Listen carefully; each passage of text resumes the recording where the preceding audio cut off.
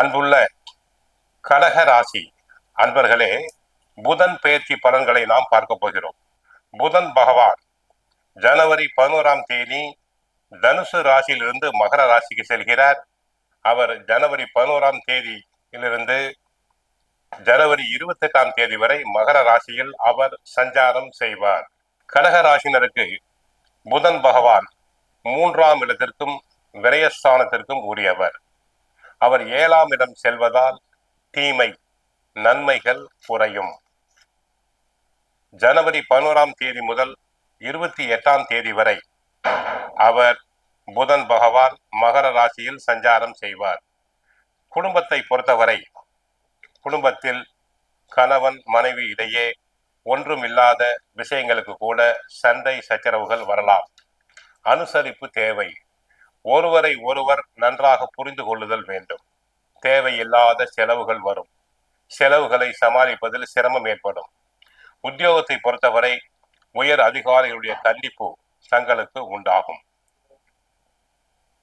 தங்களுக்கு நியாயமாக கிடைக்க வேண்டிய பதவி உயர்வு, இடமாற்றங்கள் போன்றவை தடங்கலாகலாம்.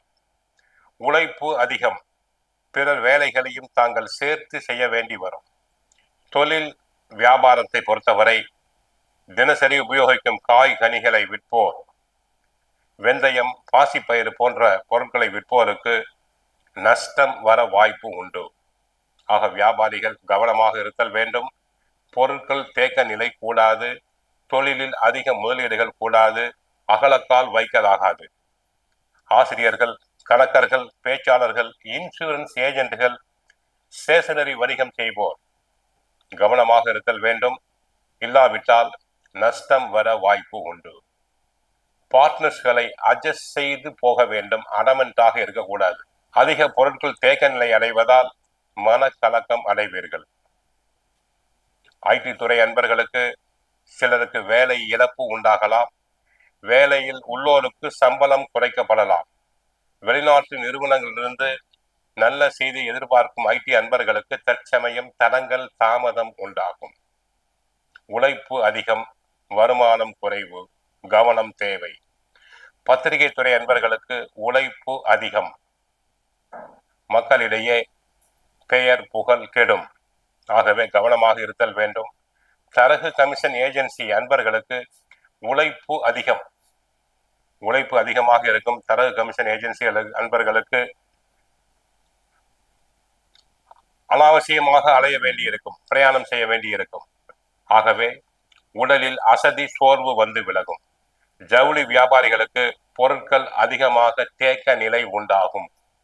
நஷ்டம் வர வாய்ப்பு உண்டு. கல்வித்துறையை பொறுத்தவரை மாணவர்கள் நன்றாக படிக்க வேண்டும். கெட்ட சகவாசம் கூடாது. அதிக மதிப்பெண்களை பெறுவதற்கு போராட வேண்டியிருக்கும். அதிகாலை எழுந்து படித்தல் வேண்டும். பெற்றோர் சொற்படி, ஆசிரியர் சொற்படி கேட்குதல் வேண்டும். சிலர் உயர் கல்விக்காக அயல்நாடு செல்ல வாய்ப்பு கிடைக்க தடங்கல்கள் தாமதங்கள் உண்டாகலாம். ஆக குடும்பத்தில் கவனம் தேவை. உத்தியோகத்தில் கவனம் தேவை. தொழில் வியாபாரத்தில் கவனம் தேவை.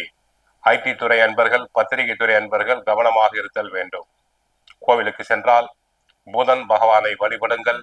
மகாவிஷ்ணுவை வழிபடுங்கள். விஷ்ணு சகஸ்ரநாமம் பாராயணம் செய்யுங்கள். வாழ்க வளமுடன். மங்களம் உண்டாகட்டும்.